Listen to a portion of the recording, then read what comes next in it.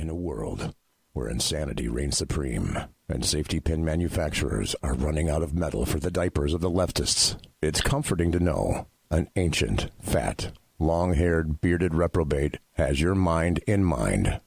Ladies and gentlemen, boys and girls, children of all ages, broadcasting behind enemy lines in occupied California, and despite every attempt by the SHR Media Network to revoke his shameless contract, we return to the bloviating Zeppelin's Berserk Bobcat Saloon.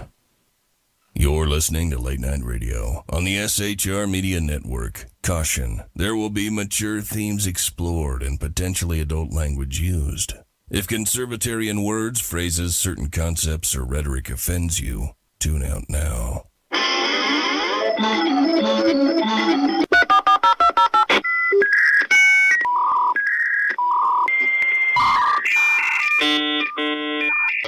Uh-oh, guess what day it is? Guess what day it is? Huh?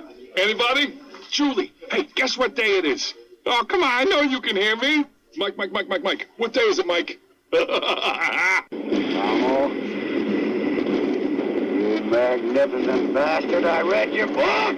I drink your milkshake. How dare you? I call that bold talk for a one-eyed fat man.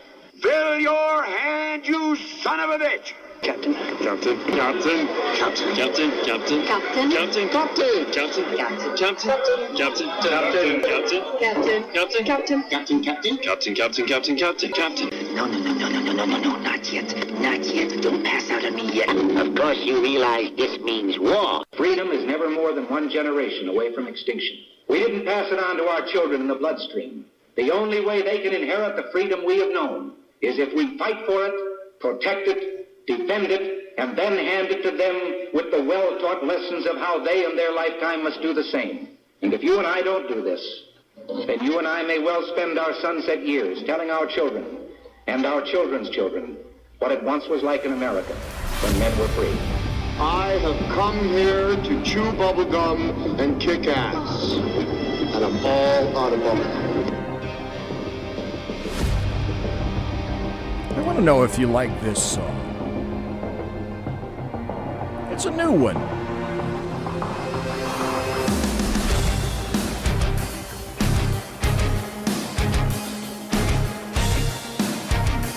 I do.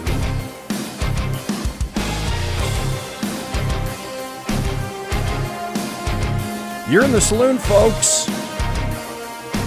It's March 16th. The year of our Lord, 2021. Let us begin in the saloon. That's BZ's Berserk Bobcat Saloon. And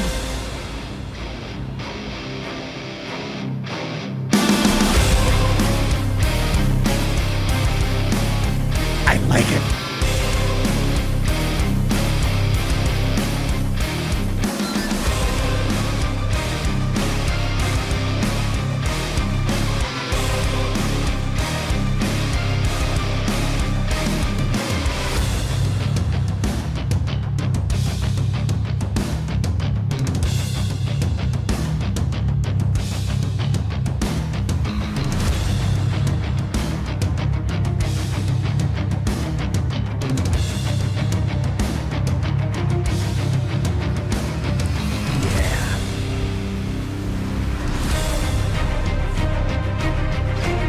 Ladies and gentlemen, boys and girls, welcome to the saloon. What you're going to hear tonight for the next 2 hours consists of my opinion and no one else's.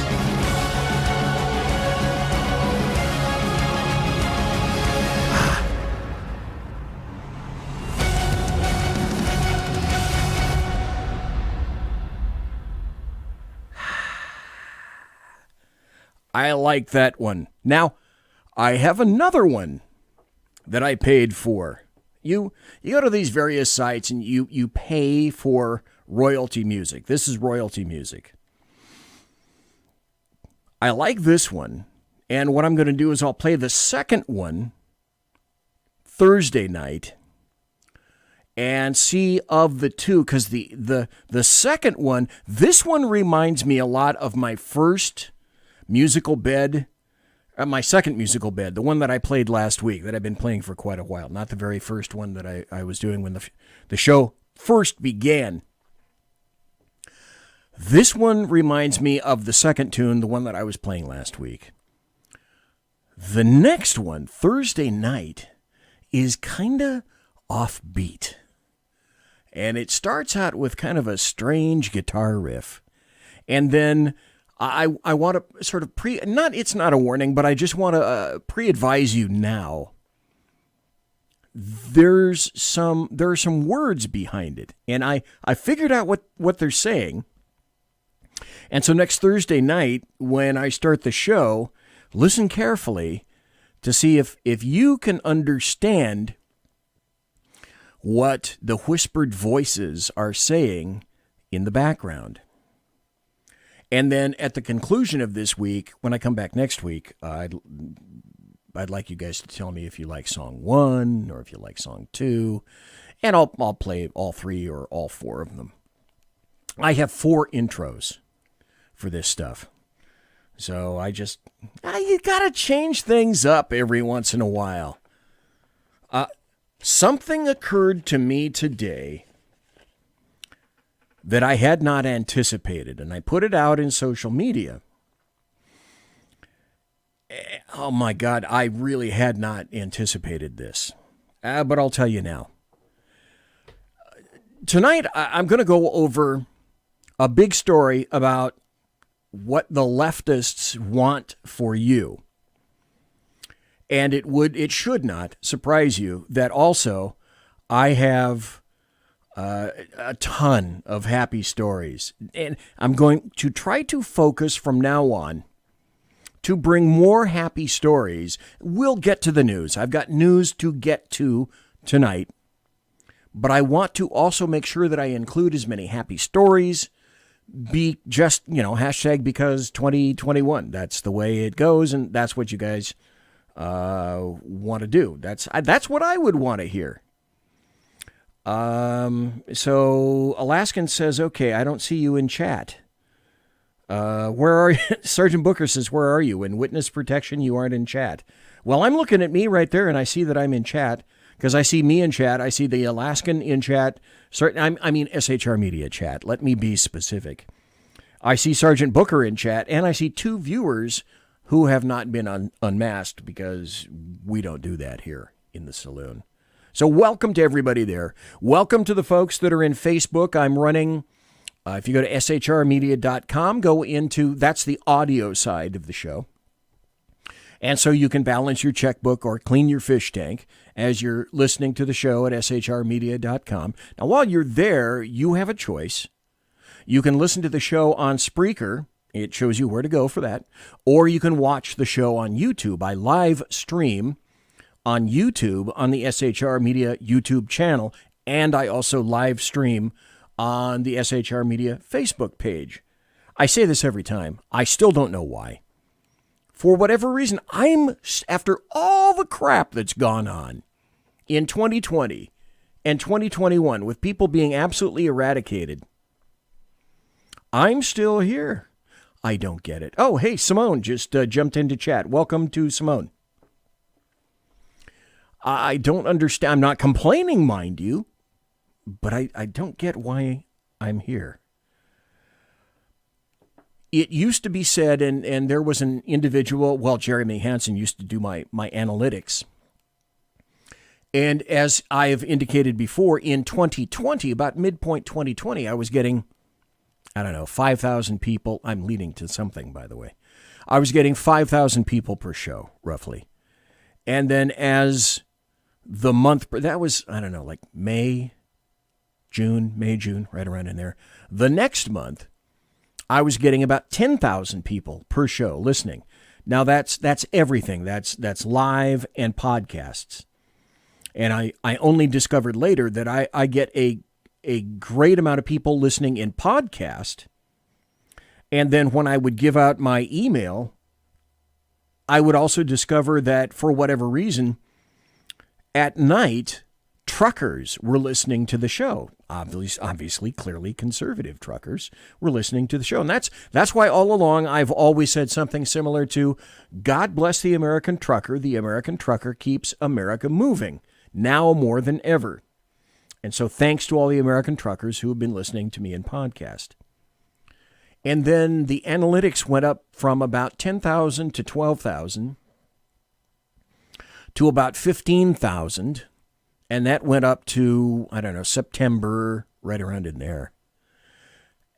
And apparently that was too much for Facebook. So once someone or something or some algorithm became aware of that at Facebook, they slashed my ass in half. And I used to get, I'd look at my analytics from Facebook specifically, and I went from a couple of thousand in Facebook down to like 100, 50, 20, 3. I found that amusing. And to this day, I'm still told that I get good analytics, but I can't find it. I can't figure it out because I'm a damn techno-Luddite, and everybody knows.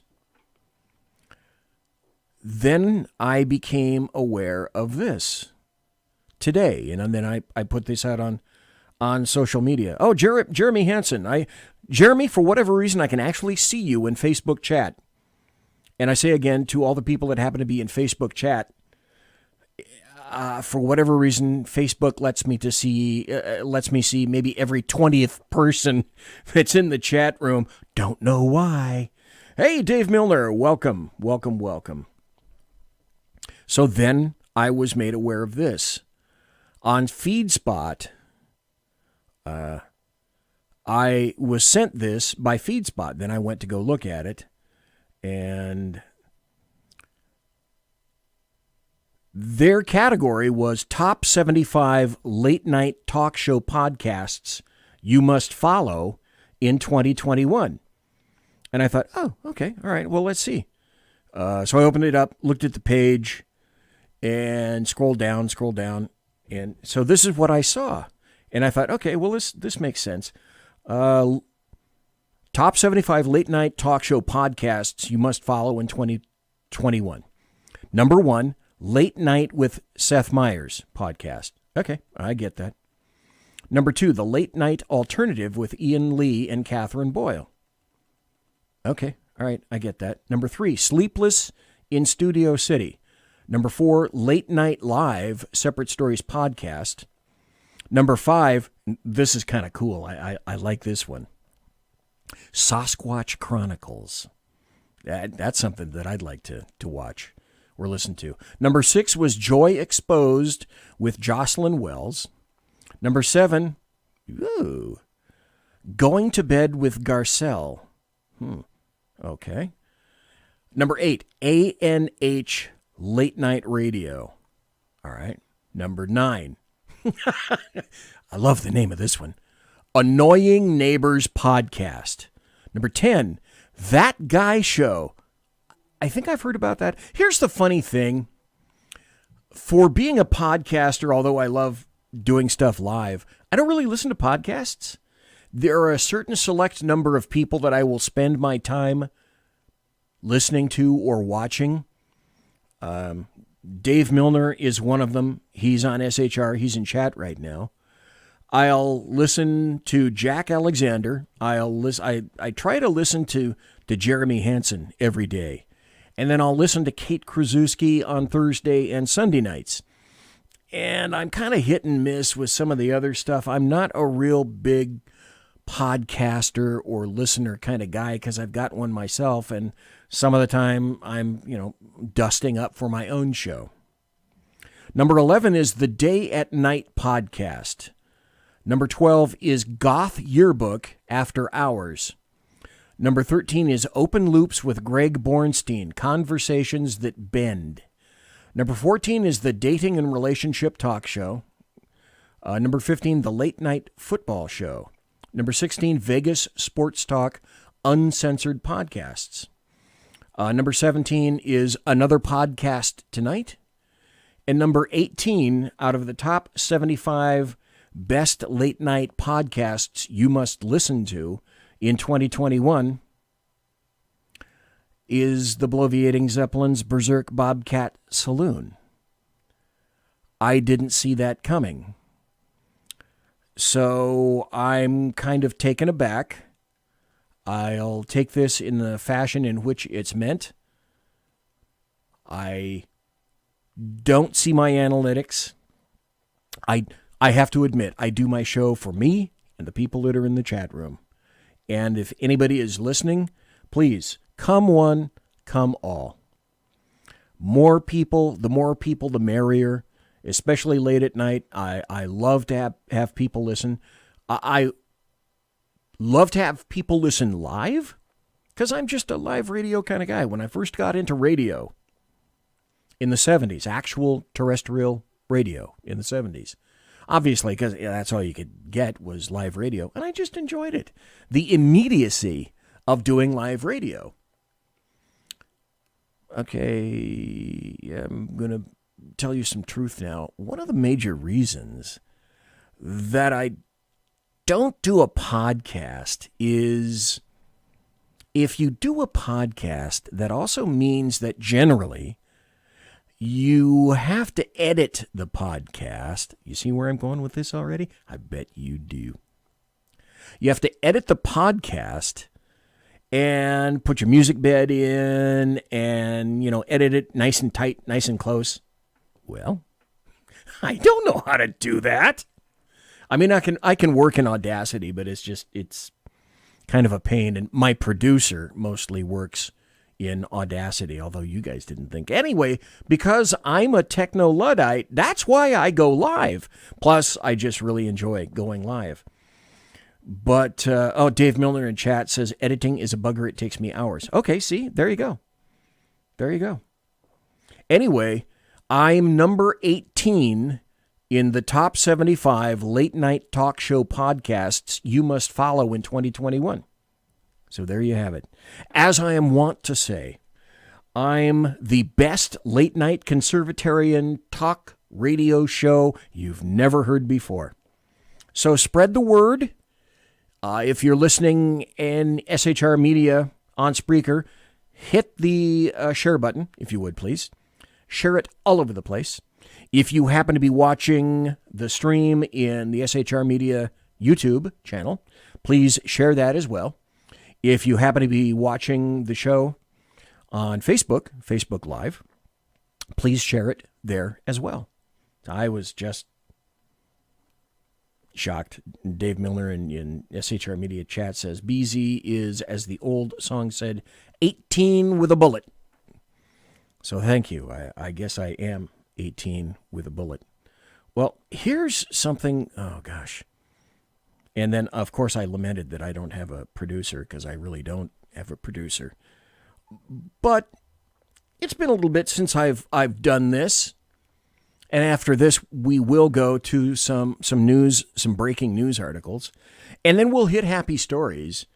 And then I'm going to talk about what the leftists are saying is the rise of the Biden Republicans? Are you serious? Huh. Okay. Come on. The Bloviating Zeppelins HeyJackass.com Chicago Death Toll Update. Courtesy of Chicago Mayor Lori Lightfoot. Thanks, Lori. Really appreciate it. Thanks. You can find this at HeyJackass.com. HeyJackass.com, illustrating Chicago values. Now, March to date, shot and killed 20. Shot and wounded, 137. Total shot, 157. Total homicides, 21. Now, week in progress, March 14th to March 20th, shot and killed 5. Shot and wounded, 34. Total shot, 39. Total homicides, 6. Year to date, shot and killed, 108. Shot and wounded, only 483. Total shot, 591. Total homicides, 114. Now, I've always wondered this, but they don't have the stats here. How many people are shot, I don't know, say in 2020, and then get repeated in 2021? I don't know. That's just kind of weird. I think that's kind of strange. And then there's the shot clock. In the shot clock, a person is wounded every 3 minutes and 1 second, and a person in Chicago is murdered every 15 minutes and 35 seconds. So, hey, Lori Lightfoot, mayor of Chicago, thank you again. Alleviating Zeppelin's HeyJackass.com Chicago Death Toll Update. Courtesy of Chicago Mayor Lori Lightfoot. Well, it's not stopping either. Crime is off the hook. I'm going to do a show on crime, just not yet. I'm going to be putting that together. First, though, like I said, I thought initially that trying to find happy stories was going to be tough. I thought it was pretty tough in 2020, and I thought, okay, it's going to be equally tough, if not more so, in 2021. But before we get to happy stories, there are some news stories that I want to bring to your attention, because you mostly don't hear about these. And I suspect that you come here to listen to be made aware of a lot of things. And that's why you listen to the show.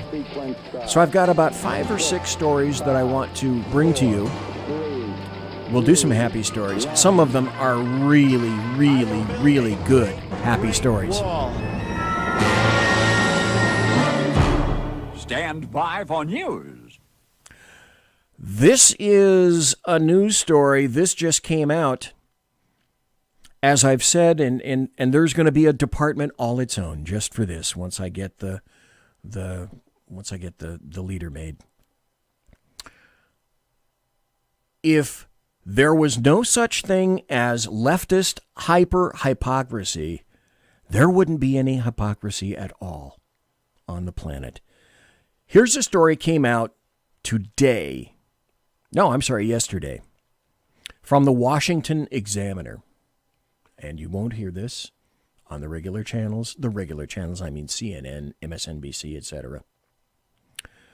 Texas migrant facility at 730% capacity, with minors reportedly taking turns sleeping on floors. But according to the leftists, it was Trump who put children in cages, which is factually incorrect because it was Obama who built the cages in 2015 in which those children were placed. That's the standard Mark I, Model 1 photograph of kids behind the chain link fences. Well, Trump didn't do that. It was Obama who did that. And now things are absolutely off the hook. A migrant facility in Texas was at 730% pandemic-era capacity at the beginning of March as an influx of unaccompanied minors continues along the southern border. Now, I know this is semantics. People are attempting to get Jen Psaki, who is the press person for Joe Biden, to say that this is a crisis. Well, it's beyond a crisis. It really is an actual emergency now. I may as well tell you about this. I'll get back to this story. The Biden administration and no one in it will say that this is a crisis. And they keep getting pushed to say it's a crisis because it's a damned crisis. But it's only a crisis if it's under a Republican administration.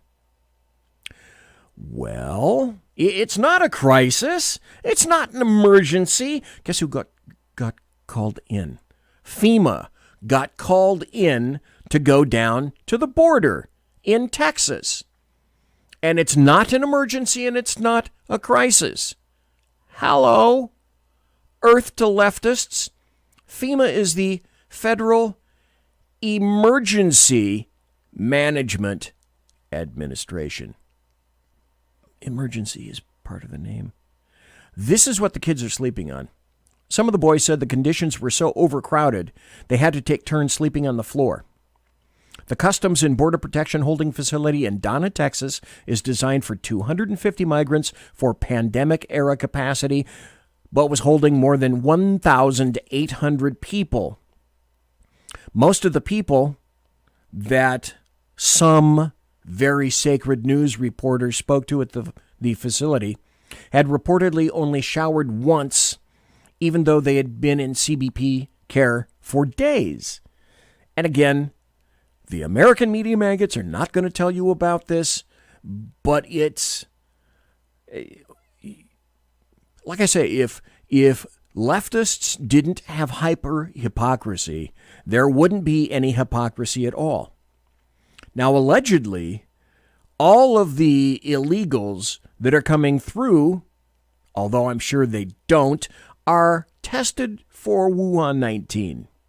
Most don't. Some are being trucked deep into the United States.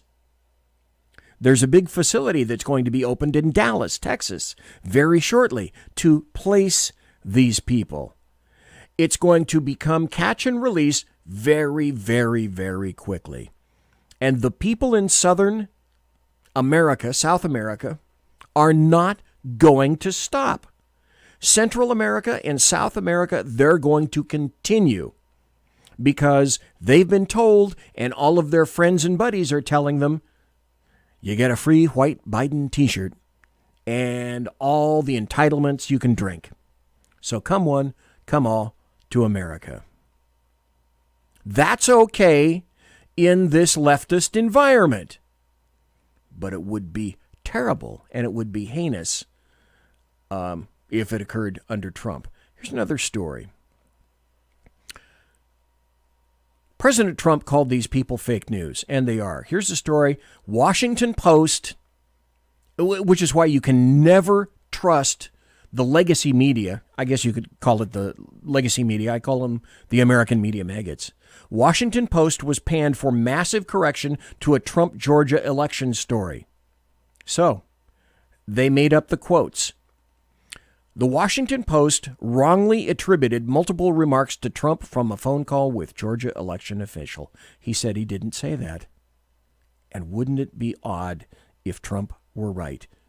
And isn't it odd that Trump has been right about every damn time he said he was right? The Washington Post and the legacy media with regard to conservatives, Republicans, and specifically President Trump lied then, lying now, will lie to you baldly, nakedly in the future. The Post initially reported Trump had told an official working in Georgia, in the Georgia Secretary of State Brad Raffensperger's office, to find the fraud in the state, which he narrowly lost to Joe Biden, and that she would be a national hero if she did. However, a newly emerged recording of the December 23rd call found he didn't use those words. Instead, Trump said she would be praised when the right answer comes out and encouraged her to closely examine mail-in ballots in Fulton County, the heavy blue and most populated county in the state. Read the rest of the story for yourself. They lied. Now, this could perhaps be put in the happy story category, and I'm going to take a break here in about 1 minute. As I indicate to you, and the reason that I want you to come and continue to listen to the show, all is not terrible, all is not over, all is not lost. Because you're starting to see a little bit of a trend. Now, next week, programming note. Thursday night, I'm going to have a coronavirus update. It's probably going to take the entire show, probably all of 2 hours. And maybe some overtime, because there is more incredible amounts of information regarding Wuhan 19 that everybody needs to know. And again, as with the legacy media and the American media maggots, you are being lied to every damn day. March 20th is supposed to be a day that America gets opened up. Well, I'll wait and see with that. Got to take a break. When we come back, the positive thing to say out of all of this that I was going to get to before I go to the break is I see some pushback. I see some pushback here, and I see some pushback on the horizon. So if being a conservative, you think all is lost, I would submit to you, no, it is not.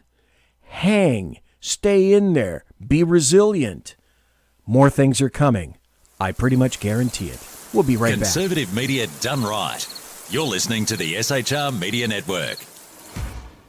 Hey, are you guys listening? This is Shannon from Right Way with Shannon and Mike in the AM on SHR Media.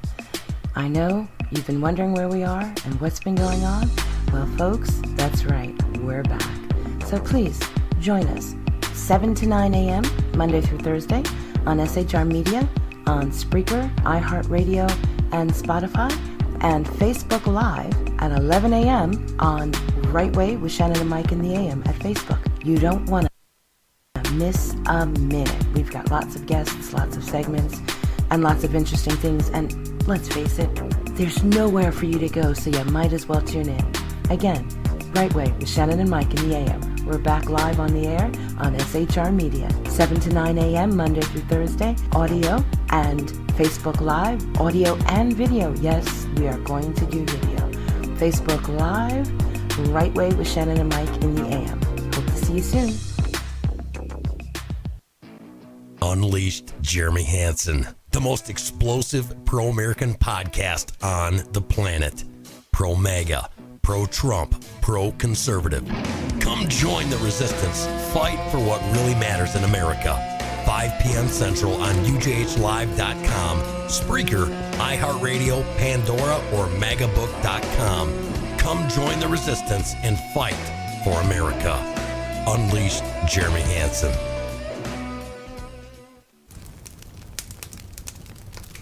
Do you value yourself, your family, your friends?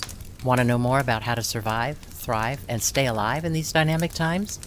Listen to Around the Campfire with Kate, Thursday nights and Sunday nights at 8 p.m. Eastern, 5 p.m. Pacific, 7 p.m. Central, only on PSN TV. That's Around the Campfire with Kate. News that nobody in the MSM wants to report. Remember, train hard, train smart to survive, thrive, and stay alive. Conservative media done right. You're listening to the SHR Media Network. Ladies and gentlemen, boys and girls, children of all ages, thanks for listening to the Bloviating Zeppelin's Berserk Bobcat Saloon radio show. Live and direct from the SHR Media Studios. The sumptuous, palatial, and resplendent SHR Media Studios, where I am broadcasting about 2 miles away from the locus of evil on the entire left coast, the Bill Mill, the Capitol building, the belly of the beast at 10th and L Street downtown, the capital of California, always spelled with a K, in Sacramento. Yaphet Kotto passed away today. He was 81. I thought he was a great, great actor. I remember him for 2 things specifically, and I can tell you this off the top of my head, because I just enjoyed his work. I wish he had worked more. Maybe there's just a lot of things that I didn't find him or have access to. I remember him specifically for being one of the crew in the 1970 movie, the original Alien. I thought he was great in that. The other thing that I really appreciated him for was the NBC series Homicide: Life on the Street. And I particularly enjoyed that because at that time in the 80s and then up until the 90s, I was in Homicide, and I enjoyed that series. And he played Lieutenant Al Giardello in that show. I think he did a hell of a job. Now, I'm finding out, let me mention this as well. Jack Alexander, who I had on the show last Thursday, he also is not doing well physically at this point. If you go to the Jack Alexander show, I think it's jackalexanderexperiment.com, he has the equivalent of a GoFundMe page there. And I would recommend that you go there, and or the Jack Alexander Experiment has a Facebook page. And if you feel like donating, I would highly recommend that you donate to Jack. Jack is not having a great time right now. He's enduring a medical issue right now. Now, in the chat room, Mary Brockman, Dave Milner is saying that Mary is having an issue. Mary used to be here in the saloon all the time. She's a semi-producer and chat room manager for Ken McClinton for TECN, the Exceptional Conservative Network. And she's been around podcasts for a long time. Everybody loves Mary. Everybody knows who Mary is in those areas. And apparently, according to Dave, Mary is struggling with cancer, and it's reaching a bad stage 2. So I don't know if she has a GoFundMe page or anything of that nature. But if you would, if you can pop something over to Jack Alexander, that would be appreciated. And if you can send some prayers to Jack Alexander and also send some prayers to Mary Brockman, that would most definitely be appreciated as well. Now, I was talking about hypocrisy. If leftists didn't have hypocrisy, really there wouldn't be any hypocrisy at all on the planet. This is a story that just came out not long ago, flashback. Remember January 6th when the U.S. Capitol was stormed with people brandishing firearms all over the place? Except the FBI related that they didn't find one firearm, and of all the people they arrested, they didn't find one firearm. They did a search of the guy, some guy's car. He had a firearm in the car, but that was nowhere near the Capitol. So on January 6th, and this as well, it is my opinion that whoever the agent was of the U.S. Capitol Police who shot, I believe her name was Leslie Babbitt, and killed her as she was coming through a window, I believe that, in my opinion, is a murder. But you're not hearing anything about that, are you? You're not hearing anything about the investigation. For 2 reasons. She was white, and also because she was a Trump supporter. So her life doesn't mean a damn thing. The other thing that is being covered up is U.S. Capitol Police Officer Brian Sicknick, who died that day. Although you can't see the autopsy, all you can know is that he apparently wasn't killed by a fire extinguisher, which was the legacy media, American media maggot theme for at least a week. And 2 people apparently were arrested because of it. But no murder charges have been filed against them. And you're not finding out any of this information. Now, where's the hue and cry over that? I don't hear it.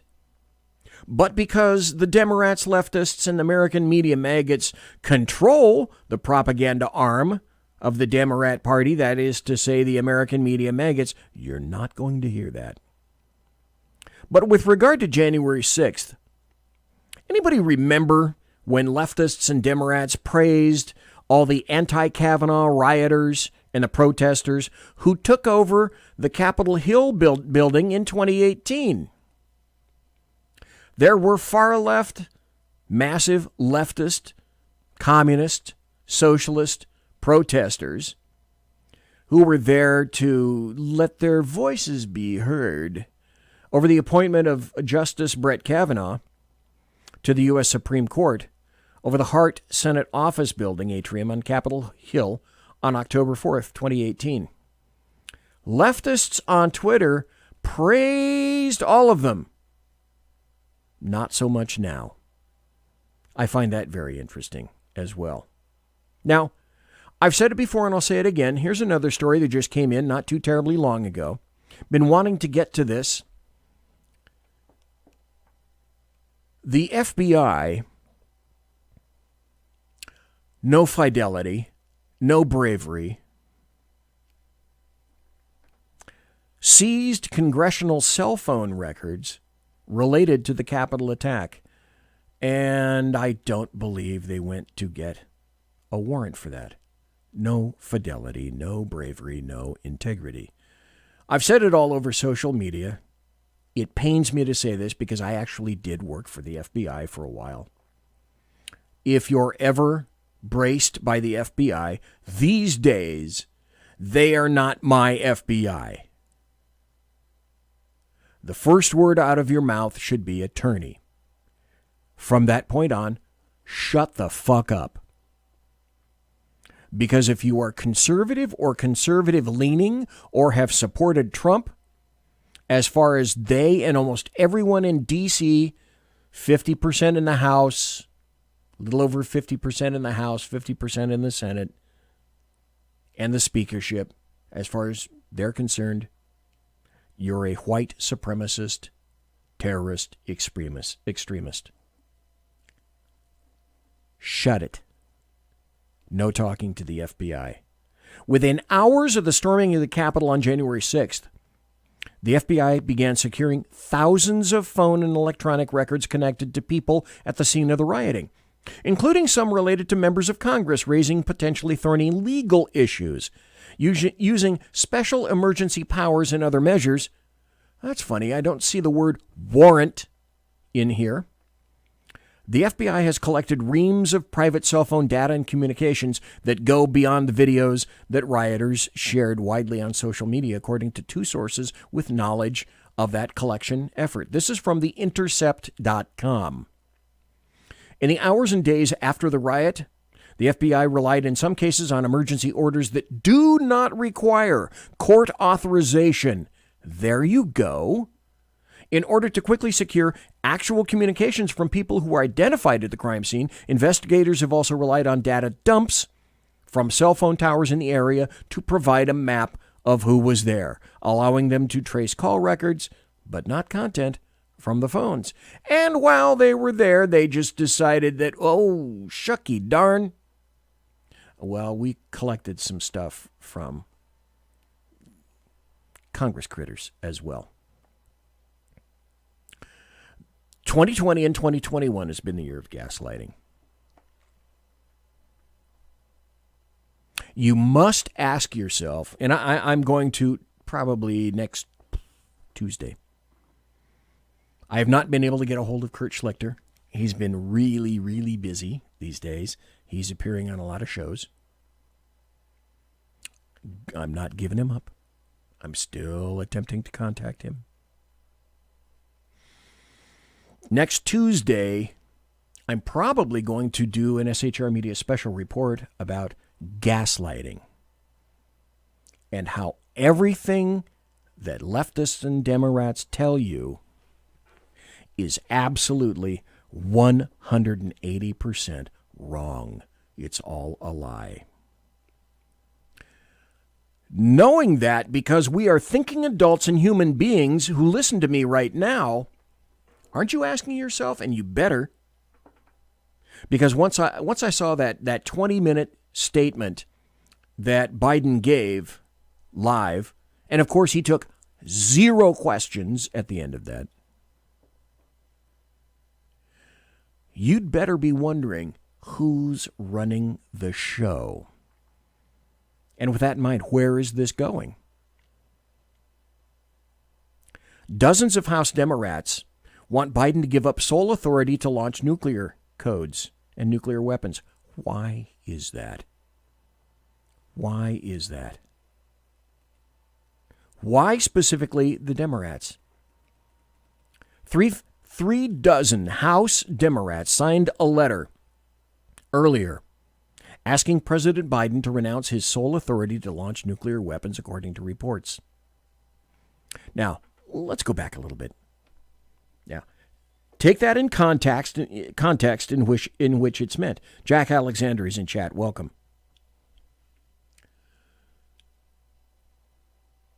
The reason the president is bestowed the rather awesome power of the nuclear football is because during an emergency situation, you're probably not going to have the ability to run this shit through Congress and have a quorum and have everybody show up. And Pennsylvania, how do you weigh in? That won't fly when potentially the missiles are flying. And yet they want to take that away from Biden.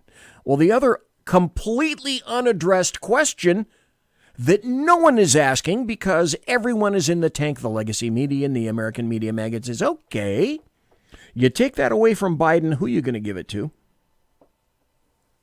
You're going to give it to Cammie? Well, apparently not. They want to bestow it to Congress. That's not how that functions. Then there's also this story that a lot of people buried the lead, LEDE. Vice President Kamala Harris takes foreign calls on behalf of Biden.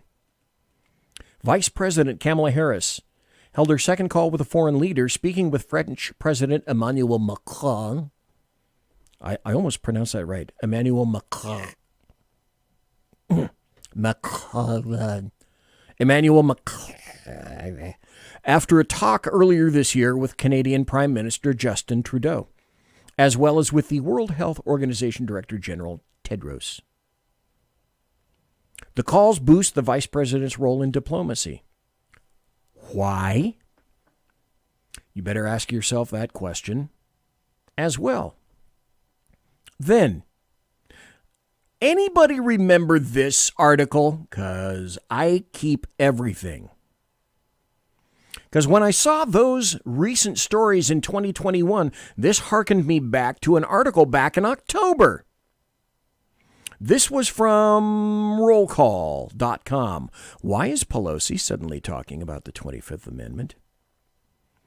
The speaker backs a Raskin bill to set up a nonpartisan commission to determine a president's fitness. And it's not about Trump. Why would Nancy Pelosi, Speaker, unveil legislation less than 1 month, which she did before Election Day, to establish a commission under the 25th Amendment to determine the president's fitness for holding office? Do you see this going somewhere? 'Cause I do. Now, I am conflicted about this. McConnell is the broken clock. And I've said before that I'm not voting for the Republican Party again. But of course, as everybody knows and has been regaled everywhere, the Democrats want to eliminate the filibuster. Biden himself said, well, we ought to get back to the point of the filibuster where you stand up on the stage in front of everybody and just keep yammering. And once they stop, screw it, you hold a vote. So today, however, this story came out. Senate Minority Leader Mitch McConnell warned the Democrat majority against eliminating the filibuster. Speaking on the Senate floor today, Tuesday, he said nobody serving in the chamber can even begin to imagine what a scorched earth Senate would look like.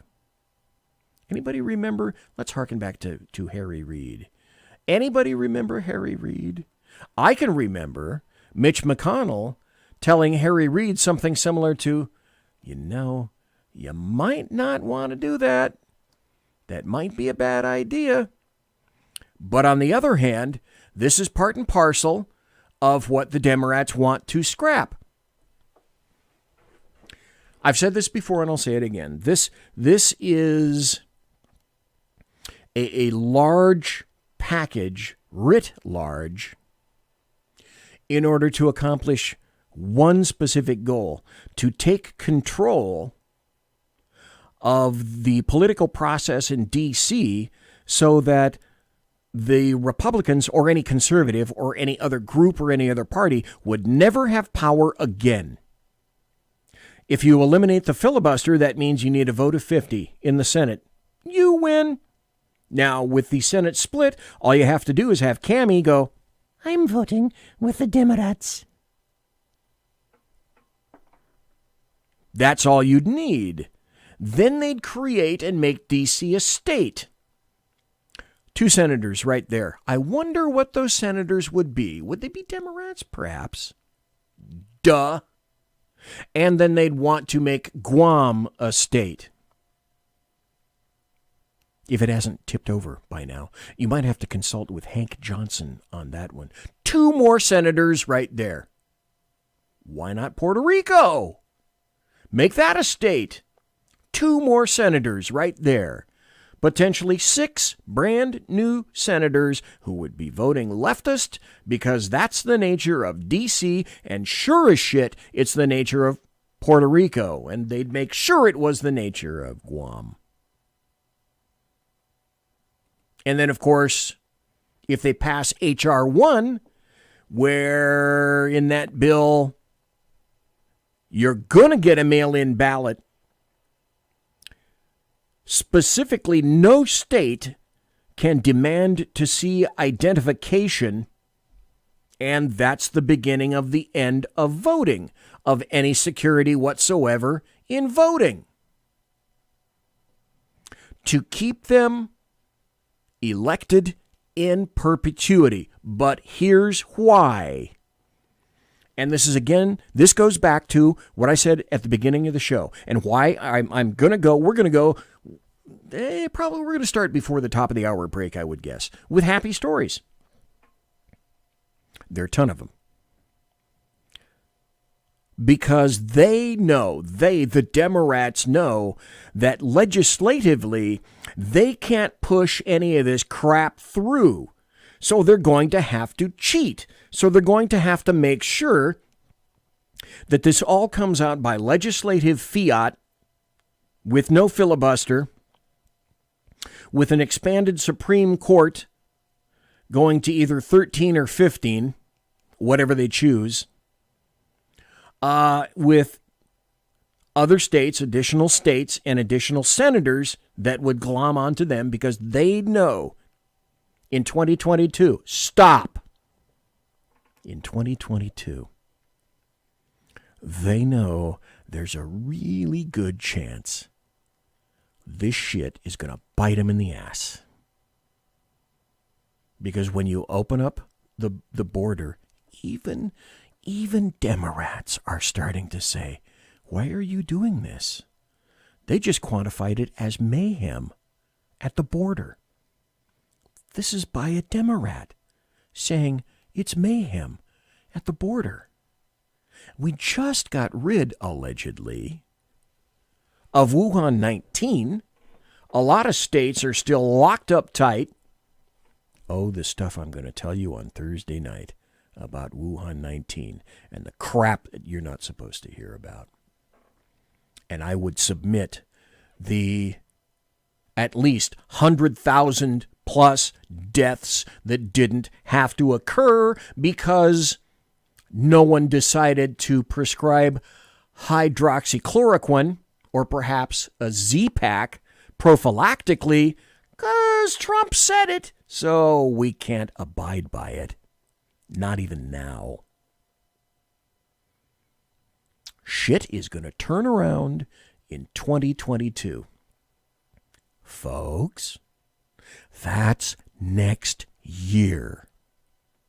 So if they don't ram all of this crap up your ass right now, they're fully cognizant of the fact that they're likely going to lose the House and lose the Senate. And if Biden is still around, he's lost too. 2 things I always wondered about drugs. I said this on my social media. I'm really active on Twitter. At BZEP, at BZEP on Twitter, at BZEP on Twitter. First, I said last year with Dr. Fauci, Wouldn't you love to give a blood test to Dr. Fauci? I would.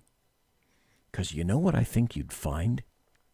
You'd find a fairly significant amount of hydroxychloroquine on board. Dr. Fauci hates hydroxychloroquine because it's efficient and it's cheap. We can't have that.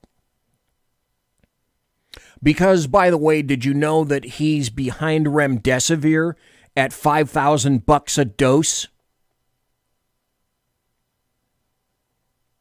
And he's also in NIH, who, because of him, they've been sending buku bucks to the Wuhan facility, where they're attempting to weaponize, and apparently have done quite a nice job, on Wuhan 19. Dr. Fauci's involved with that, too. So I am sure, I betcha, that he's got hydroxychloroquine on board right now. Now, when you saw Biden give a semi-cogent but crappy speech, and then he turned 180 and walked away, no questions whatsoever, because he doesn't do that. He doesn't do extemporaneous. I also wondered, just like with the debates, I wondered, what drugs are coursing through him right now? Is it meth? Is it some kind of a drug that amps him up for a while and then he'll sleep for, 10, 12 hours. He goes to bed at 7 o'clock. You can't outwork Trump. And apparently you can't outsleep Biden. I'll bet you dollars to donuts there's hydroxychloroquine on board Dr. Fauci. And I'll bet you when it's necessary that with another individual who needed to be juiced now and then for politics, I bet Biden's doctor, if you're listening, that was air quotes. If you're watching, you saw the air quotes. Biden's doctor decided that that he needed a little bit of assistance for these really important speeches. And then you can't let him go too long because you don't want to get him addicted. And you can see he's not addicted because of the way that he acts otherwise. But that's another reason why they won't let Biden speak. He can't take questions. I still say, Dave Milner in chat says, it's likely anti-dementia drugs. And like you, I've wondered what effect they're having on his system. I'll say this and then I'll wrap it up and we'll take a break. It's almost 9 o'clock on the left coast. It's almost midnight on the East Coast, and it's almost 1749 and 242.7 drawer 3, page 60 time in Bolivia, because I could never get Bolivian time. I just doesn't make any sense to me. I can't help but wonder how long. Well, vote. I got a minute before the break. What do you guys think? How long do you suspect it will be before, because of the information that I read to you earlier that I displayed for all to see and hear, Pelosi pushing the 25th, Biden not allowed anywhere near the nuclear button? To me, that sounds like a crisis, not on the border, but a crisis in confidence. That is a crisis in confidence of Biden, of the President of the United States, and they all want to tell you that you're nuts for thinking it. You cannot think it. It's evil. It's wrong. And they're saying, don't believe your lying eyes. It stinks. Smell test. Conservative media done right. You're listening to the SHR Media Network. It is he that is me, bringing perspective from across the sea. Join me, Jack Alexander, 4 days a week for the Jack Alexander Experiment podcast, as I take a unique outsider's look at the news and issues affecting life and liberty here in the USA. I'll show you what the mainstream media refuses to. Politics, border security, defense, healthcare, travel, nothing is off limits. Catch the Jack Alexander Experiment podcast each Monday to Thursday on Facebook, YouTube, and everywhere good podcasts can be found. Also, check out the website www.jackalexanderexperiment.com. It's your business diva here, Melanie Collette. I am inviting you to a front row seat as I discuss some of the most intriguing details of wealth and finance with today's movers and shakers in the world of business. Listen in and discover financial truths on a global, domestic, and household scale. Uncover topics that will impact your wallet today and in the future. Money Talk with Melanie airs Monday through Friday, 5 p.m. East, 2 p.m. West, right here on SHR Media and High Plains Pundit Talk Radio. You can't afford to miss it. After 6 years covering terror and corruption, the Unpleasant Blind Guy is making a change. I'm Dave Milner. Join me on Spreaker and YouTube through SHR Media and on the Western Free Radio Network as I team up with Jeff Mitchell, host of the English Defense League radio show on blogtalkradio.com. Check show pages for airtimes. It's the Unpleasant Blind Guy. On EDL Radio. There's no surrender, ever. Because truth is not always pleasant. Conservative media done right. You're listening to the SHR Media Network. And we're back. I'm back. He, she, and it are back. Baby got back. I should have played that. Damn, it just came into my brain. Thanks. That was the first hour. That was the first damn hour of the show. In the can already. OMG. Well, when I'm having fun, it all goes very quickly. I'm going to be talking to you about some really good stuff. That is to say, some happy stories. But because it's the saloon, I also have to tell you.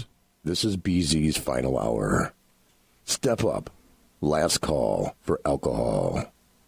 So from there, why don't we do this? Let's go to...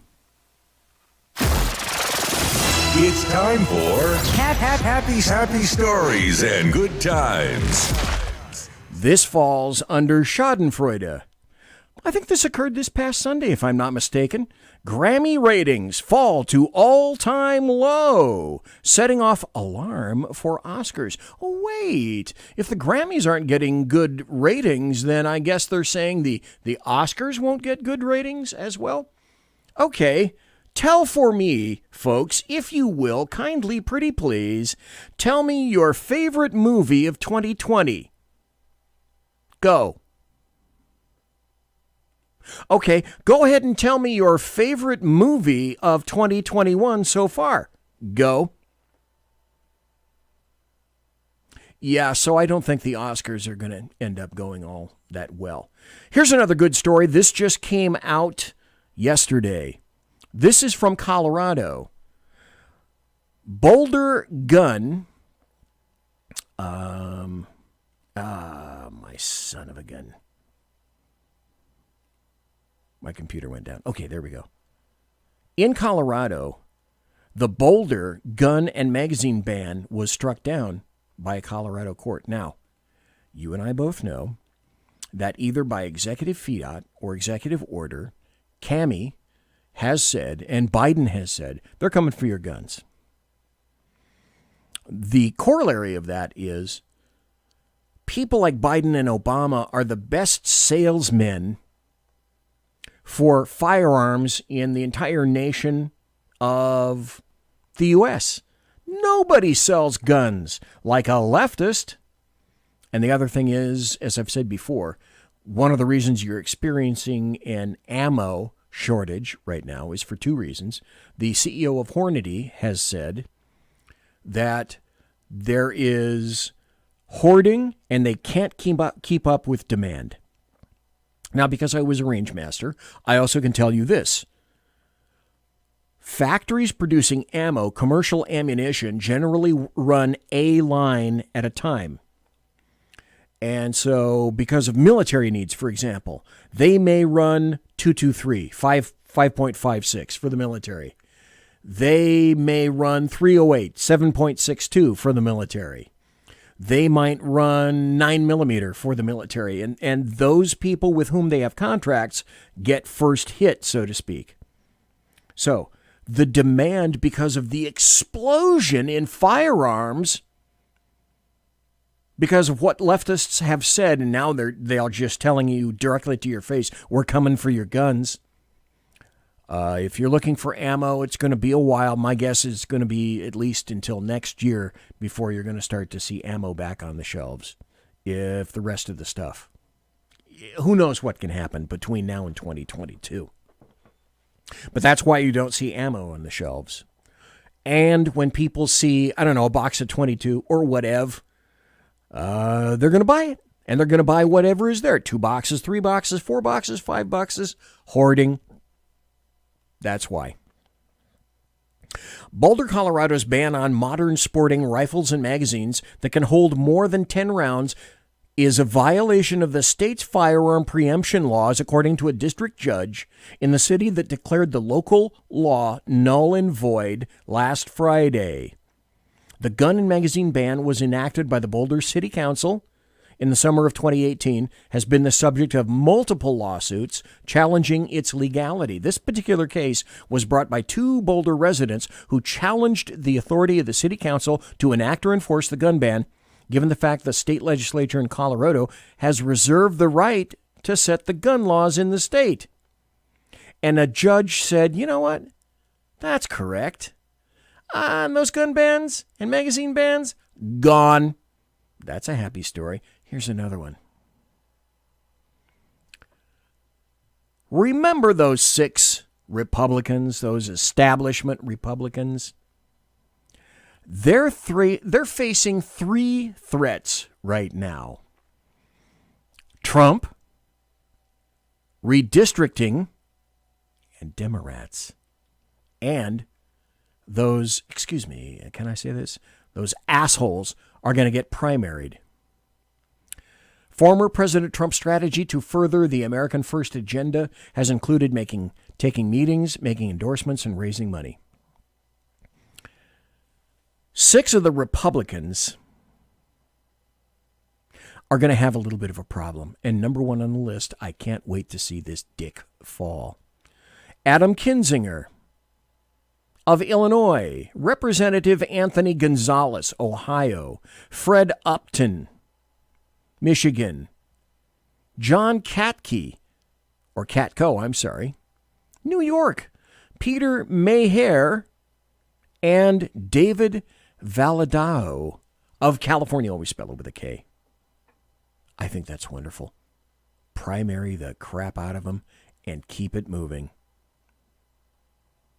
If Republicans go back to acting like conservatives, and I don't have hope for that, I would consider Liz Cheney. Whiskey Dale said, Liz Cheney. Hey, Whiskey, I didn't say hello. Well, welcome to the saloon. And while we're talking about it, this just came in also. Indiana, the House in Indiana voted to eliminate the license to carry a handgun in Indiana. The bill specified that certain offenders still could be prohibited from carrying handguns. But the Indiana House itself said essentially they eliminated the license to carry a handgun in the state, a temporary victory, at least, for supporters of the Second Amendment. House Bill 1369 passed the House by 65-31. Now it heads to the Indiana State Senate, and it repealed a law that required a person to obtain a license to carry a handgun in Indiana, according to the Indianapolis Star. You're going to have to correct me if I'm wrong, but I think at this point there are 31 states that now don't require a license to carry. And I think that is a wonderful thing, a very wonderful thing. Then there's this. A Trump-appointed judge overturns Biden's 100-day ban on deportations. So there's a slight positive thing out of this. A Trump-appointed federal judge indefinitely blocked Biden's 100-day moratorium on most deportations. District Court Drew Tipton in Houston issued a preliminary injunction put forward by the state of Texas. And also to let you know, because of that, the lawsuits are absolutely flying throughout all of this. If we could only get Democrats to go down to the border. There's also from this, this is a story I believe from the Daily Wire. Sheriffs can arrest feds. This is from Missouri. Damn, should I look at Missouri? Sheriffs can arrest feds who violate citizens' gun rights, new Missouri County ordinance says. Well, wouldn't that be a pickle? One Missouri county concerned that the federal government might infringe on the Second Amendment right of its citizens passed an ordinance this month which would invalidate any such attempt by the federal government. That would be a challenge. 9mm at midnight. I'm working. I'm thinking. First time, this is from CNN Business, and this goes on the heels of what I said before. First-time buyers fuel pandemic-related surge in gun sales. Again, buttressing what I said before in terms of nobody can sell a gun like leftists. Absolutely nobody. Here's another story. Federal law prohibits employers and others. This is from, February 23rd of this year. And this is from statnews.com, which is medically oriented, as you would probably guess. Federal law prohibits employers and others from requiring vaccination with a COVID-19 vaccine distributed under an EUA. Ever since the Food and Drug Administration granted emergency use authorization for 2 new vaccines, employers, schools, and other organizations are grappling with whether to require COVID-19 vaccinations. While certain organizations are free to encourage their employers, their employees, students, and other members to be vaccinated, federal law provides that, and at least until the vaccine is licensed. And this is the difference.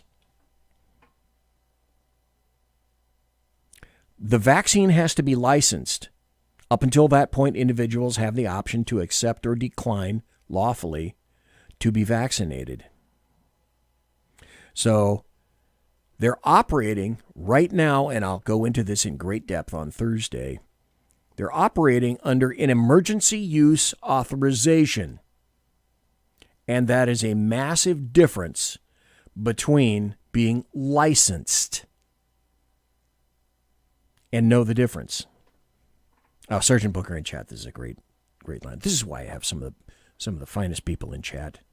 Sergeant Booker in chat says Obama was Employee of the Month at Smith & Wesson 96 months straight. I got to believe that. Here's another happy story. This was back in February, but for once, this guy told the truth. Also, I happen to see this. I'll get to the story in just a second.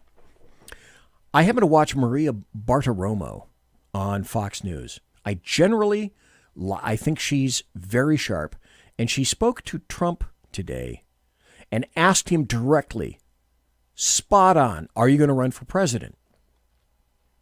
And he equivocated a little bit, as, you know, it's really early, and I'm sure that, you know, I doubt that we were going to get anybody, specifically him, say, oh, yeah, I'm running. But I found this very interesting and a happy story, because at least some of these people realize what they're faced with. Romney. I'm pretty sure Trump would win the 2024 GOP nomination if he ran for president. And I would completely agree with that. Would you guys agree with me on that? Then there's Cuomo. There's so much stuff going on with Cuomo right now. At least 6 women have come out with regard to Cuomo. So I'll ask you right now. Do you think Cuomo will make the rest of the year? I wish I could tell you that I knew for sure, but I honestly don't know. I truly do not know. And the reason I say that is because I have very little confidence that Democrats, they may nibble around each other, but I don't see Democrats really taking each other down massively. So he may go down, but I don't know. I'm of a 50-50 mindset for that. This is from The Guardian. Every once in a while, the truth slips out. Key Biden aide said pandemic was the best thing that ever happened to him. A book came out. Anita Dunn said privately what aides would never say in public. The COVID battle is what killed President Trump. A senior advisor to Biden in his campaign for president believed COVID is the best thing that ever happened to him, a new book reports. It was, the authors add, a necessarily private comment that campaign officials believed but would never say in public as the U.S. reeled from the impact of the pandemic and hospitals stretched to breaking and with deaths mounting and the economy falling off a cliff. And I would have to agree with that. Absent Wuhan 19, and because I am still disabused so much of coinkydink,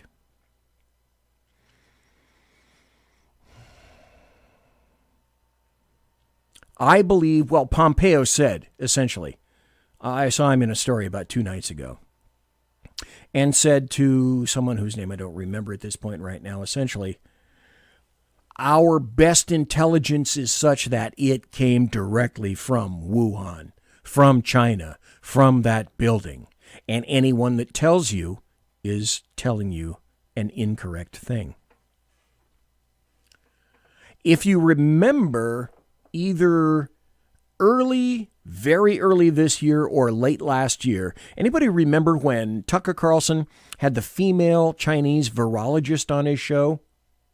And this story died so damn fast.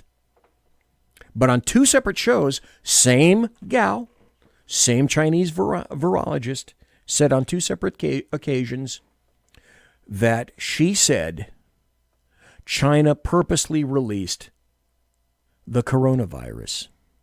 And if you go back, because I don't believe in coincidence, now, I'm not sure that China was completely congruent with D.C. politicians, but they knew that they would benefit if they got Trump out. And Trump was out. I can guarantee you right now, the only reason that Trump is not here is because of the Wuhan 19 pandemic. And this individual who fled China, and no one knows where she is right now, because I'm sure that people are looking for her if she's even still alive. That story even was buried by Tucker Carlson after twice. And we never heard about it again. But again, coincidence. I don't believe in it anymore. Here's another happy story. And you can't believe this to be true, or you're bad. Governor Ron DeSantis had the right coronavirus response. But the media won't tell you that.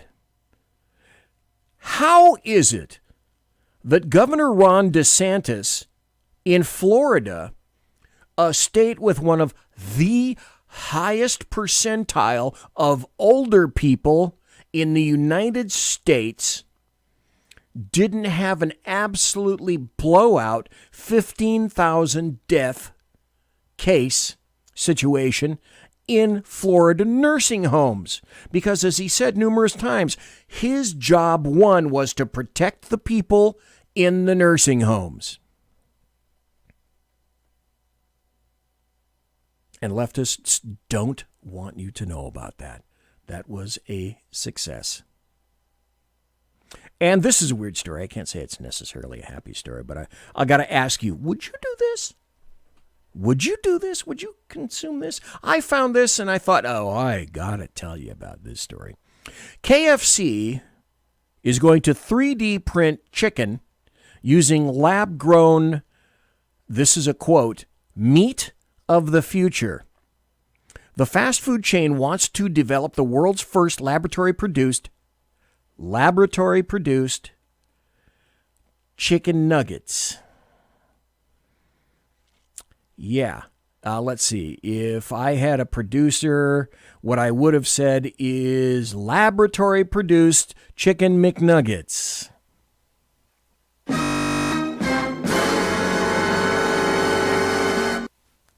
Yeah. But I don't have a producer, and that's not what you heard. Would you eat laboratory-produced chicken McNuggets? I don't think I would. I think this is probably going to be the last story. And I'm getting to this in a roundabout fashion. As you well know, from 2016 on, you heard nothing but lies from the Democrats, the leftists, and the American media maggots because Donald John Trump, OMB, Orange Man Bad, the guy with the dead orange cat on his head, scared them shitless. Because he was getting things done. And he didn't care how he did it. And he was working for you and me in the United States. And he was working for people in the middle class. And he couldn't do it all himself because he's only one guy. But he did the best. I think he did the best he could.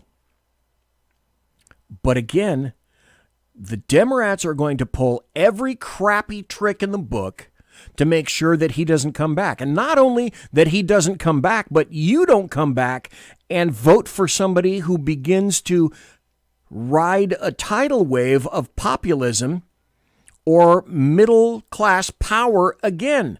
Representative Maxine Waters. Trump will try to take over legislatures, little towns, and cities. And again, that's their fear.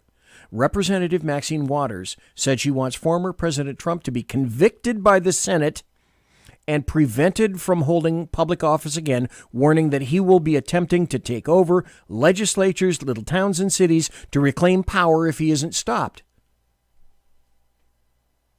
It wasn't about January 6th. It was about ensuring that he was powerless. This is where I want to go into this. I saw this story. This is from Politico.com. Occasionally, a good story will mistakenly go through Politico. And I will sometimes use a story that I absolutely don't believe in to illustrate to you, this is how, once you understand how your enemy thinks, which means you have to read your enemy, you have to read their books, their publications, you have to understand what they're thinking, what they're saying, and what they want and where they want to go. Here's a story that came out in Politico, and the story is called The Rise of the Biden Republicans. Now, number one, stop. That headline, even of itself, before I even get into the damn story, the story is 12 pages. But even before I get into the bulk of the story, the body of the story itself, the headline is a lie. Well, are there Biden Republicans? Sure there are. The Lincoln Project. Oh, all the pedophiles that were associated with the Lincoln Project, with whom Democrats, Bill Kristol, all of his ridiculous ilk, contributed millions of dollars to that to make sure you never get a Trump-like individual again, because it's about loss of power and loss of face. But just this headline, you have to understand, is false in and of itself. Don't believe it. But you have to understand, this is how they're thinking, this is how they're writing, so that you understand and can throw up necessary political blockades and or otherwise, because it's a naked power grab. This is by a guy named Zach Stanton in Politico. And I will be commenting as we go. By the way, if you're interested, the phone line is open at 575-208-4481, 575-208-4481. I'm going to do a little bit of reading from this article at the bottom of the hour. I'll take about a 2-minute break, and we'll come back and wrap up the rest of the show. There are unwritten rules that dictate how American politics work. Stop. That's what people in D.C. hated, and that's what they despised about Trump. He wasn't working according to God's great plan. Former presidents shouldn't weigh in on quotidian partisan squabbles. An incumbent senator shouldn't support a primary challenger running against a fellow incumbent. If you're an elected official, avoid directly comparing yourself to Abraham Lincoln. Show some humility and instruct surrogates to do that on your behalf. Never try to correct a middle schooler spelling the word potato. And if you want to take the pulse of white middle America, go to its de facto national capital, Macomb County, Michigan. Any people from Michigan in the chat room? Facebook chat? SHR Media chat? YouTube chat? Every 4 years, as if driven by mainspring presidents, those aspiring to be presidents and the reporters who cover them return to the blue-collar Detroit suburbs to try out their messages and make sense of what's happening in Middle America. Presidents will visit the community college campus in Warren, where President Ronald Reagan famously declared, "I'm a former Democrat, and I have to say I didn't leave my party left me." True in very many aspects. And where President Barack Obama announced his ill-fated American Graduation Initiative, a planned $12 billion investment in community colleges. Oh, speaking of $1.9 trillion, you guys did know that already that wasn't enough. Of that $1.9 trillion which was passed by the House, signed by the Senate, and then signed by Biden, 9% of that went to direct COVID-related affairs. 91% of it was leftist bullshit. And a lot of it, billions with a B, of dollars went to leftist enclaves. Did you know, by the way, that that bill, that $1.9 trillion porculus, pulled their portion, pulled the entire leftist city of San Francisco out of debt? That was the point. And did you know that they're already talking about another stimulus? 'Cause fuck it. Hashtag because printing presses. I'm going to get screwed. I hope you don't. We're going to take a break. You already see gas prices are climbing. They're already for something in California, always spell it with a K. You noticed already that food prices are climbing. Go to Costco. Everything in Costco is climbing. Go to some place that isn't a leftist blue enclave. Housing prices are going to explode. The same crap occurred in the early 80s. My first house was laboring under 20% interest. You want inflation? If you're relatively young in your 40s, oh, you don't know what inflation is. My former girlfriend wanted to buy a car. Her credit wasn't all that good. And she paid 35% interest on that car. Can't you say inflation? I knew you could. Conservative media done right. You're listening to the SHR Media Network. Southern Sense is conservative talk with Annie, the radio chick you bellows as host, and C.S. Bennett co-host. Informative, fun, irreverent, and politically incorrect. You never know where they'll go, but you'll love the journey. Annie is a top conservative host on Top Talk Radio and features some of the finest guests packed with important politicians and newsmakers. Listen every Friday, 3 to 6 p.m. Eastern, noon to 3 Pacific, on the SHR Media Network. Remember, Southern Sense is common sense.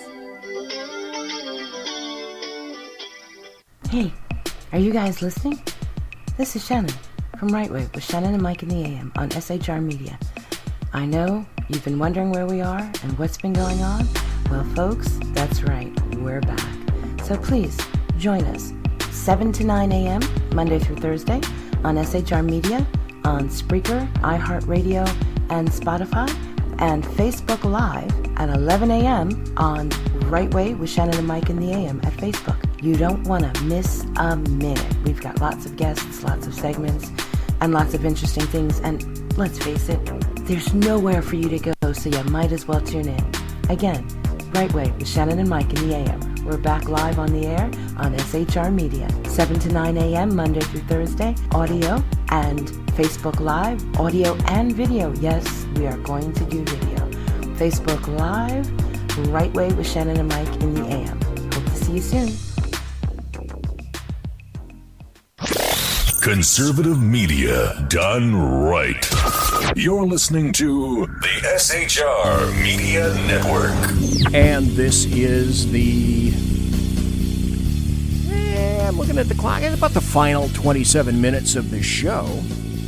A programming note. I'll be back this Thursday night, and it's going to be an SHR Media special report, basically a coronavirus update, with lots of audio, lots of video, updating information that you may not be aware of, and how, again, as I indicate, if there weren't such a thing as leftist hyper-hypocrisy, there wouldn't be any hypocrisy at all. I'm reading an article from Politico by a guy named Zach Stanton that's talking about the rise of the Biden Republicans. So, after convening some focus groups, an individual named Greenberg coined a term for these voters. He called them Reagan Democrats, and a theory of the case. In these voters' eyes, the leaders who were supposed to fight for them seemed to care more about the blacks in Detroit and the protesters on campus. They seemed to care more about equal rights and abortion than about mortgage payments and crime. Greenberg later wrote, "The old politics has failed them. What they really want is a new political contract and the freedom to dream the American dream again. It's the site of an historical upheaval that has wrecked the old and promises a new volatile kind of politics. For 4 decades now, that historical upheaval and the quest for the support of Reagan Democrats has defined American politics. From the rise of Bill Clinton's New Democrats, which Greenberg, as Clinton's pollster, had a central role in creating, to George Bush's compassionate conservatism, to Barack Obama's poll-tested evisceration of Mitt Romney. Because Mitt Romney, by the way, if you didn't know, was not convinced, he wasn't completely sold that he wanted to be president. Do you remember the story of Mitt Romney? Or his son talking to Mitt Romney, saying, I talked to Dad, and he wasn't completely convinced that he really wanted to be president. Comma, this is BZ adding this, comma, asshole.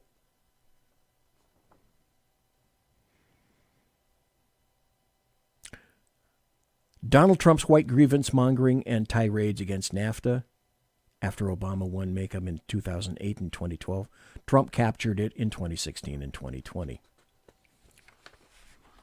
Then the rubber hits the road. Then something important happened. In leaning too hard into white identity politics and perhaps being too focused on what he thought Reagan Democrats wanted, Trump accelerated the rise into a new voting bloc that is, in many ways, the mirror image of the Reagan Democrats. Stop. That's a lie. That's a lie. Trump leaned too hard into white identity politics. What are the two facts that we know under Trump that no one was interested in repeating? Oh, that's right. American blacks had the lowest unemployment in 50 years under Trump, and Hispanics in America had the lowest unemployment in 50 years in America. But it's all about white identity politics for Trump. Anyway, Trump accelerated the rise of a new voting bloc. We're supposed to call them the Biden Republicans. Like the Reagan Democrats, they're heavily white and they live in suburbs. And where the Reagan Dems were blue-collar and culturally conservative, Greenberg sees the Biden Republicans as more affluent, highly educated, and supportive of diversity. Oh, you mean like the lockstep Democrats? But the point of the article is this. Do you see how they craft the argument, trying to sell you on the fact that maybe you really should be a Biden Republican?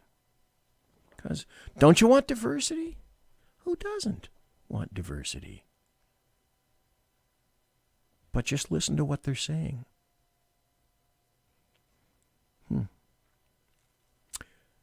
But the people that they're saying are Biden Republicans are more affluent, more highly educated, and supportive of diversity. Do you see how this is a sell for Democrats? Because don't Democrats and leftists tell you continuously that they are more affluent, they are more highly educated, they are more supportive of diversity? So they're trying to make you think that this massive flood, air quotes, flood that's occurring is, hashtag because diversity. No, they want this to be a self-fulfilling prophecy and sell you on this bullshit. They don't consider themselves Democrats, at least not yet. Oh, let me back up a little bit. Historically, they've identified with the Republican Party as their political home. But the leaders who were supposed to fight for them seem to care more about white grievance and keeping out immigrants. No. Do you see the lies? They believe in borders, language, and culture of the United States. Seem to care more about social issues and owning the libs than about child care payments and college tuition. Child care payments. Two-parent families have those issues. It's not the government's responsibility to pay your child care and college tuition. Ever listen to Mike Rowe on the Discovery Channel talk about jobs, dirty jobs, jobs that don't require a college education? My little nieces, my two nieces and my nephew are perfect examples of this. One of them kind of pulled themselves up. But they're illustrative of take on a massive college tuition in intramural underwater basket weaving, and with the $50,000 to $100,000, $150,000 debt that you take from that, well, you're still pulling the little handle that goes at Starbucks. But nobody was there to tell you that you don't need a college education if you want to take on a craft. Because what will never stop? Well, vehicles and cars will always need mechanics. There will always be a need for plumbers. There will always be a need for contractors. There will always be a need for electricians. There will always be a need for HVAC individuals, craftsmen. And so unless you go to a law school or some kind of esteemed location in the Northeast of the United States, smart young people have decided to go into the trades. In 1 year, if you're halfway decent and you have some experience, you can make 6 figures. Let me just stop right there. Said it before, I'll say it again. Blacks, Hispanics, Democrats, the party of racists, want to kick American blacks aside. And if you think American blacks, you're going to have political power in the future, you're not. Because the Democrats want illegals. You can no longer be counted on as a loyalist. And so whatever political power you have right now is soon to be crushed and washed away if the flood continues. Were you aware that we take roughly 1 million lawful immigrants throughout the world per year in the United States?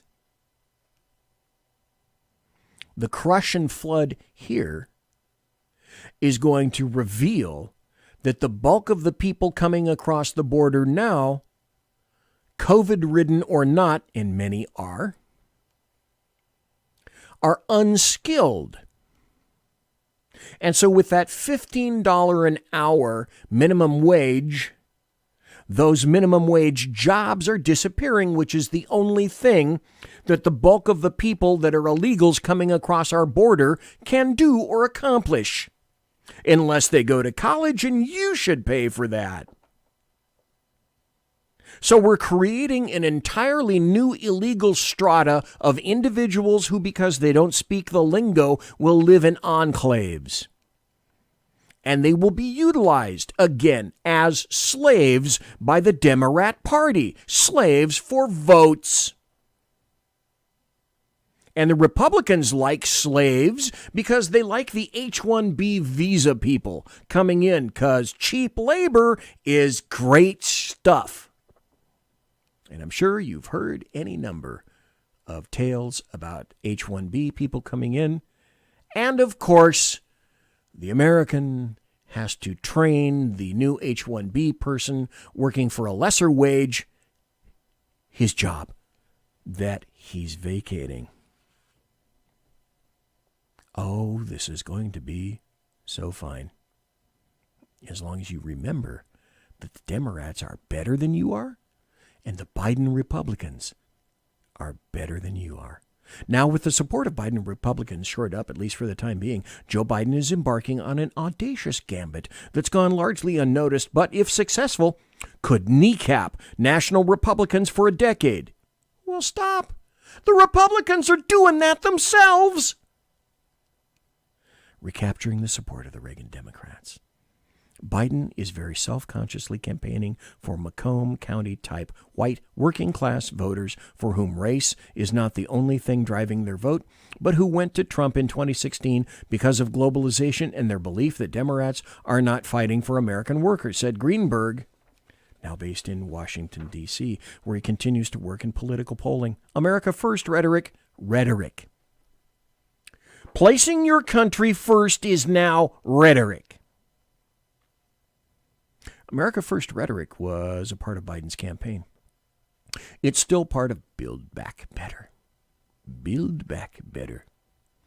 Oh, you could translate that, because I speak leftist, to Cloward Piven better. Look it up. And that puts Republicans in a strategically difficult position. Why? Because the author wrote that. That's why. And wants you to believe it. Don't.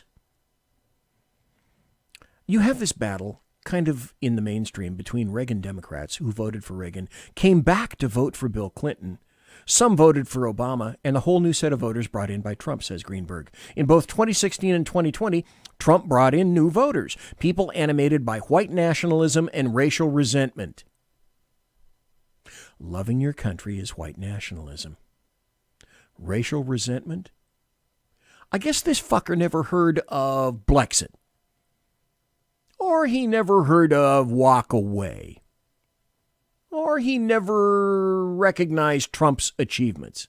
You see how this has to be continuously linked to white supremacist terrorist extremists like you and me. And then the Gaups respond. The guilty, overeducated white people respond. White nationalism and racial resentment. Well, that's the motivation, isn't it? No. But it is because he wrote it. It's right here.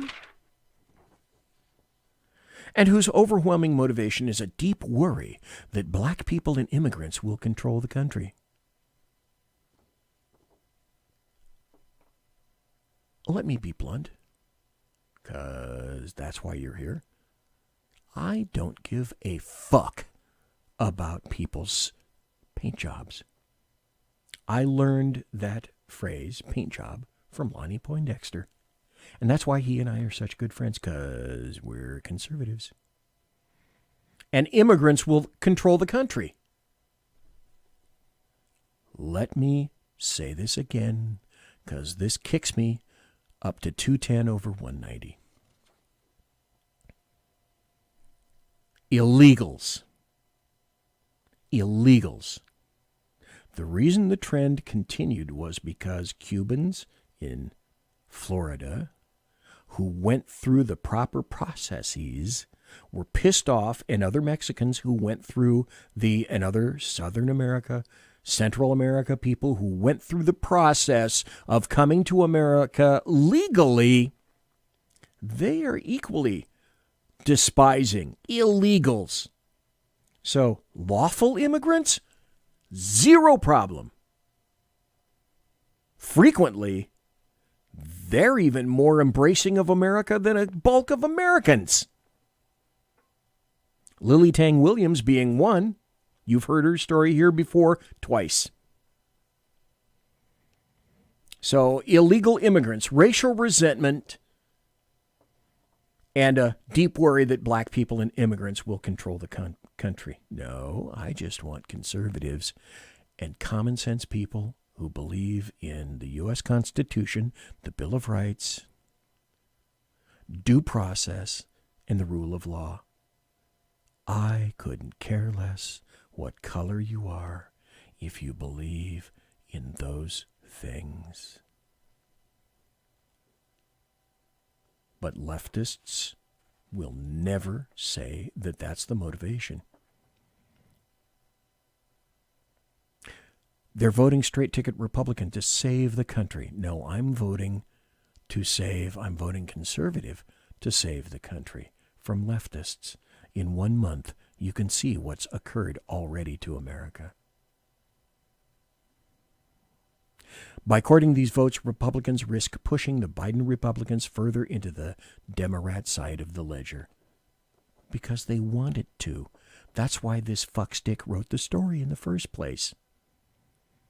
Another option, of course, is to try and keep these new Trump voters active, which could be a major political gamble, especially when Trump isn't on the ballot, and to try to run up margins with the Reagan Democrats. One big problem with that, Joe Biden. Biden lacks the cosmopolitan appeal of Obama. Well, he's a gaffmeister for one, and in the past had been relatively entertaining. But to Reagan Democrats, that's a feature, not a bug. Obama was pro-globalization and believed we benefited from it. And Obama, stop. Didn't Obama said, and those jobs ain't coming back? Bullshit alert. They did. Didn't they? You're never going to hear about that. He would have been embarrassed to go see a company that was bringing back jobs to build in America. He would have been embarrassed to highlight that, but Biden will. It's Trump's economic populism without Trump's dog sees a squirrel message discipline. Trump voters, a large portion of them, want a welfare state that is dependable for working people. I'll read that again. Trump voters, a large portion of them, you, me, you guys want a welfare state that's dependable for working people. And Biden's $1.9 trillion COVID relief package could make a tangible difference in their lives. No, it only made a 9% difference in a couple of people's lives. 91% went to leftist bullshit. Do the Reagan Democrats stick with non-Trump Republicans if Biden's Democrats deliver reopened schools? Do you see the lies? Biden's Democrats deliver reopened schools. Did you see today there's another school district suing not to open, the teachers union suing not to open? Delivering reopened schools? That shit ain't going to happen. Deliver a strong economy? If you call hyperinflation strong, a huge investment in infrastructure, print money, print money, print money, print money. And a $3,600 per child benefit to families on top of a $1,400 stimulus check. My money. For Republicans, Greenberg sees a reality not unlike the ones Democrats faced when he first decamped to Macomb County. They're going to have to lose a few elections before they can be a new dynamic within the Republican Party, just as the Democrats lost a lot of national elections before Bill Clinton was able to change the party. How exactly might this all play out? To sort through it, Politico magazine spoke with Greenberg this week. A condensed transcript of that conversation follows, edited for length and clarity. You know, I'm not sure we understand all the dynamics in American politics right now. You have this battle kind of in a mainstream between Reagan Democrats who voted for Reagan, came back to vote for Bill Clinton, some voted for Obama, and a whole new set of voters brought in by Trump. And I don't know how it's going to play out. First, there's one level of discussion that's about persuasion. If you look at the Reagan Democrats, they were dealing with the unions. They were part of establishment networks. You know, they would reject it in particular elections, but in most elections, they were aligned with what the big unions were doing.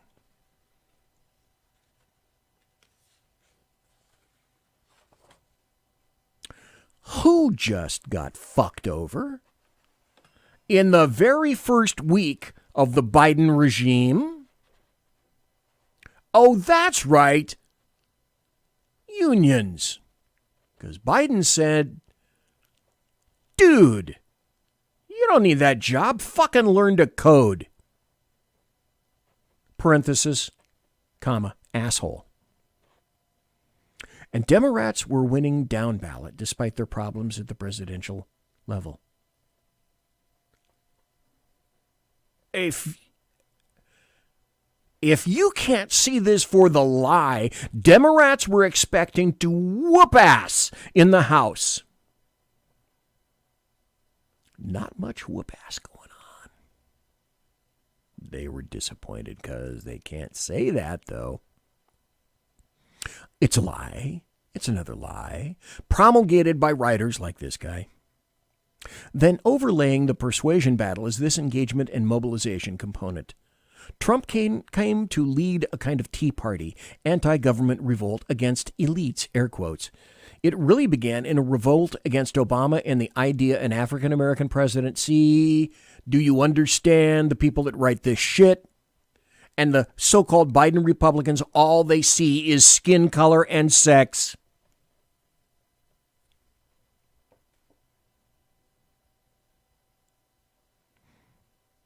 There was a revolt against Obama and the idea an African-American president and his coalition was going to govern forever as demographic trends accelerated, and we became a younger, more diverse, more immigrant nation.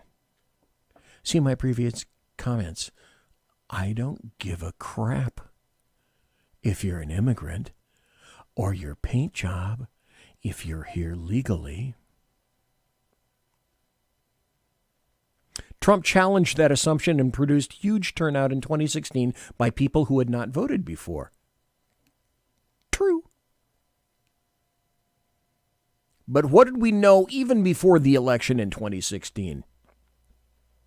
Obama and his cohort, ably abetted by the CIA, the NSA, and the FBI via Jimmy the Leak Comey, were working in concert to bring down Trump from within. It was a soft coup. I said that in 2015 and every year subsequent.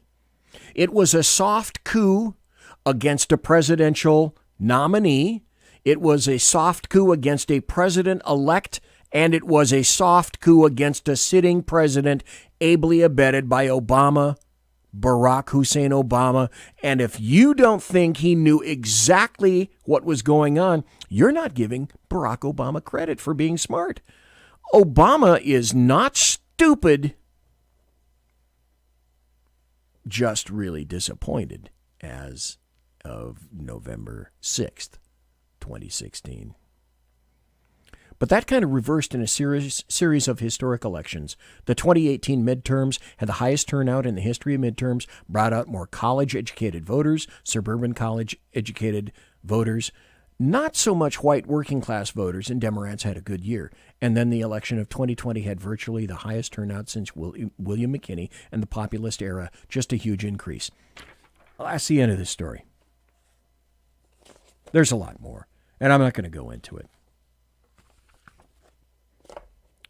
But in terms of turnout, we, Republicans, could have held the Senate if you didn't have Q dickweeds like Powell and Lynn Wood tell people in Georgia to stay at home. That doesn't make any difference. Just stay at home. Guess what? They did. And so whatever power the Republicans had was relinquished by 2 votes. And a racist one and a white guy who's about as intelligent as a flagpole. They won. Thanks for staying home, Georgia Republicans. You did what you were told by fucksticks. Way to go. Really nice. That's 1 for you. 19 for me. Wow, that's a Beatles tune. Taxman. Imagine that. Huh. Oh, the stories that we weave. And oh, the stories that leftists weave. And oh, the stories that the legacy media weave and the American media maggots weave. Oh, those stories. We had a story just yesterday of the Washington Post lying their ass off. Because if you don't know by now, that's their job. Monsieur has unlocked.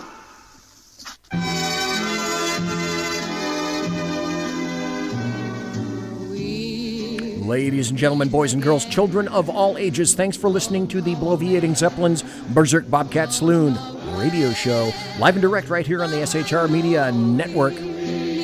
If you want to contact me, you'll find me on Twitter at BZEP at BZEP. Promotional consideration is by the Lockheed Martin Skunk Works and was by Boeing, was by Pratt & Whitney. They're coming back, okay? They're coming back. Hey, BZ was voted one of the 75 best podcasts, late-night podcasts, to listen to in 2021. Out of 75, I was in position number 18. You know what? I'll take it. Tiaras are by My Little Pony. Thanks to my personal KC-135 Kettle One refueling team with whom I shall be concerting in less than an hour. And thanks to you, so kindly, for listening live tonight. Thanks for being in chat. Thanks for listening in the podcast. Thanks to the American Trucker. You keep America moving. I appreciate each and every one of you for taking the time out of your day or night to do so. Come back Thursday night. God bless.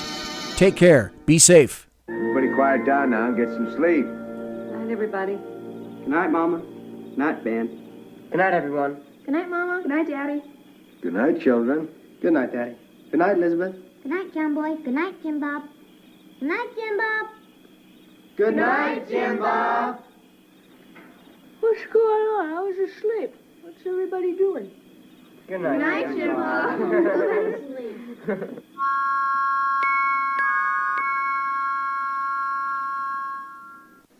Good night, and good luck.